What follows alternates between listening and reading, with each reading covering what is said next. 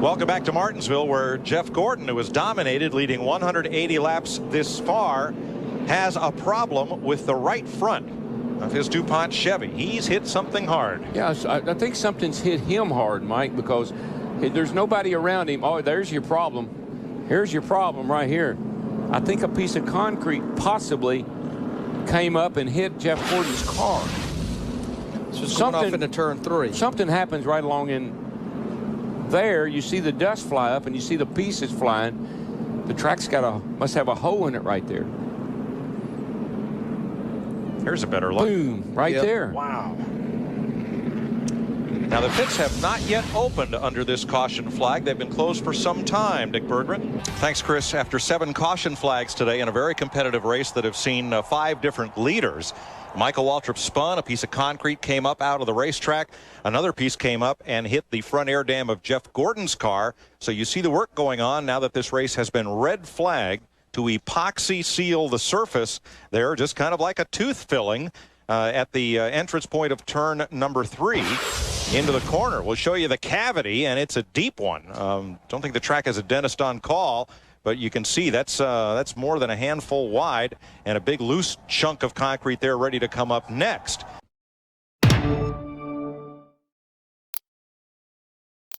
On lap 2. And now, under caution, Juan Pablo Montoya has crashed and gone aflame. Holy cow, what happened? We just got a report that he was complaining about a bad vibration in every gear. No, Larry, he just slammed into the jet dryer. I think he slammed into the jet dryer. They're trying to clear debris off the racetrack, and the car brakes, won't steer, and he slides up the track and into the back of that surplus helicopter jet engine on a trailer used to dry the racetrack. Mike, I saw sparks coming out from the car as if it had a tire down or something. What an incredible turn of events. I've never in my life. Oh my gosh. And all that spilled jet fuel found something hot to ignite it. If this patch works and we're able to dry the track, the next 100 miles are going to be some of the toughest driving you've ever done in your whole life. That's Robin Pemberton. He's competition director of NASCAR. He's understanding what's going on with the track, trying to make sure that we can get this baby fired back off.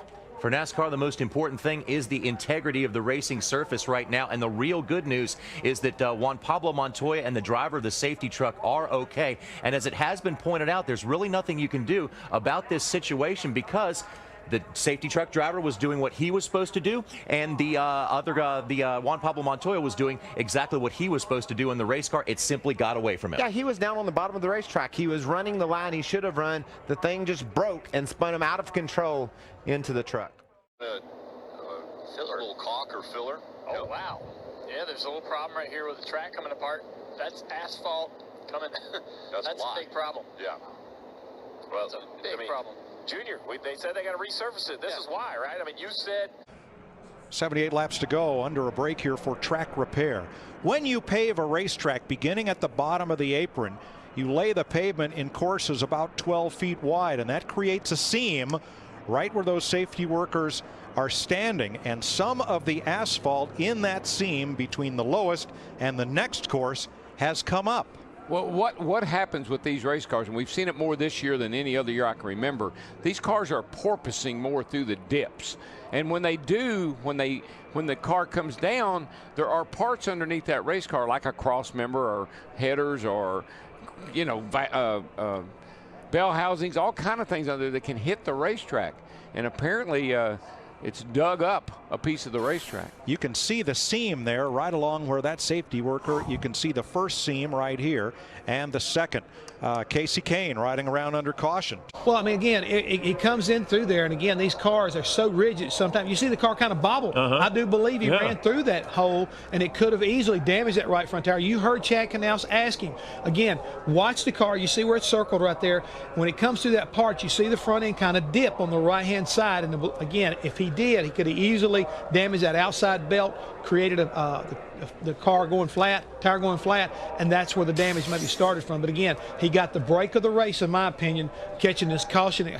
do need to make note that A.J. Allmendinger, the 43 car that led this race, brought out one of those last cautions. Caution. In fact, Don't know why. Caution. The yellow is out. And we believe that this may be again for the asphalt down between turn 1 and 2. Very adjacent to or the same area as where the patch was put down before. For the second time today, the field has been brought down pit road, stopped behind the Ford Mustang GT pace car, a NASCAR official at each car, and they've gone out to deal with the issue of turn 1 and 2. As often happens when you make a patch in asphalt, it's the adjacent asphalt that goes first, and you see that seam beginning to break up, and once it does, what surrounds that patch is going to work its way apart, and all that aggregate comes down the banking and just raises havoc. Now, we're told by NASCAR that during the 36 laps of racing that we've just had, they've had discussions with the folks on the grounds responsible for maintaining the asphalt, and just in case this situation did recur, they have a different type of patching material that they are going to use, something that they hope is durable enough to hold up to the 39 laps that we have left to run. To concrete? I don't know. Whatever. Oh, yeah. Brian Newman kicks it up, and wow.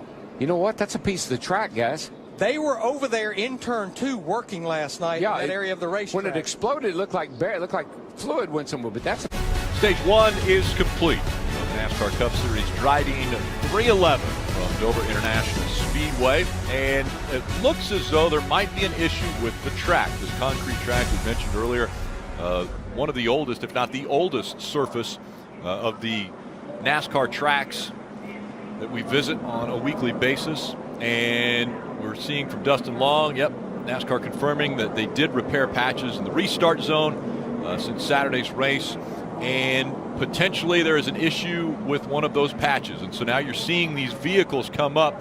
We're hearing that NASCAR may have to red flag this so that they can take a look at this patch and potentially do something with it. Now, in the past, we have seen them do a quick drying filler.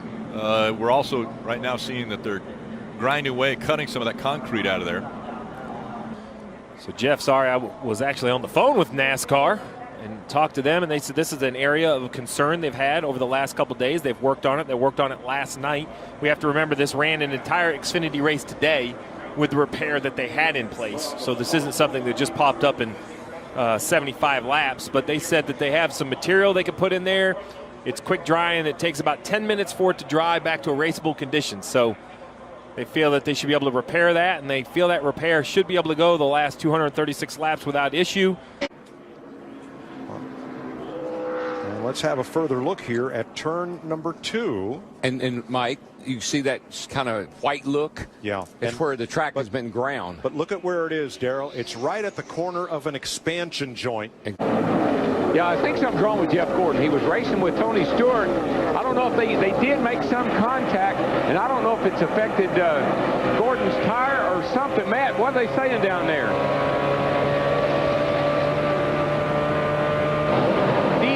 Steve Letarte, the car chief, has a pair of binoculars. He's trying to get a look at the front valence. Now, Robbie Loomis felt like they might have some kind of damage to the valence. Loomis now getting off the pit box to take a look as well, talking to a NASCAR official. Matt, he hit something hard. Caution's out, so let's I think that's the racetrack has come up, and a piece of the track is damaged a whole hell of a lot more than that. That's like what happened to him at Martinsville last year. Look at that. Now, it's a piece of rubber filler. That doesn't sound like it would do a whole lot of damage, but at 190 miles an hour. And now they're picking now they're going around and picking the rest of it up. I mean, it's what they put in cracks. There's a big chunk of it right there, and that stuff's hard. It's not like a spring rubber that's pretty soft. That stuff is hard. And you can see the rest of the leaders coming to pit road now. Cars have been brought onto pit road, and it looks as though it could go to a red flag condition. And the reason for this, there is a hole that is in between turns 3 and 4 that the track is working on. They actually sealed it, or tried to seal it, yesterday, and it looks as though some things are coming up on the track now, so they're going to try to go to work on that and get that fixed.